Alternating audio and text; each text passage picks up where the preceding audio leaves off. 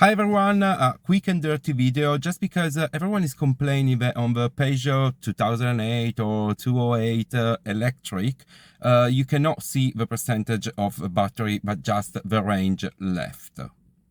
Yeah, right. So then we get a state to charge readout there on the right side. Look at that. But only when we're charging. So nowhere in the infotainment system, nowhere on the digital gauge cluster do you get a readout for state to charge.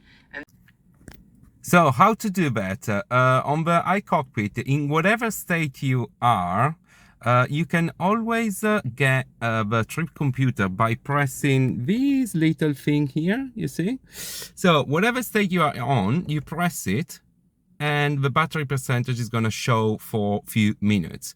But what you can do as well is like decide on your two personal 1 and personal 2, you can put the battery to stay displayed forever while you're driving. That is never going to go away. How to do that? So on your main screen, you just press any button you want and you press those little gears there, which are your options. You go on options, you go instrument panel personalization, and you just select trip computer on one of the two, personal 1 or personal 2.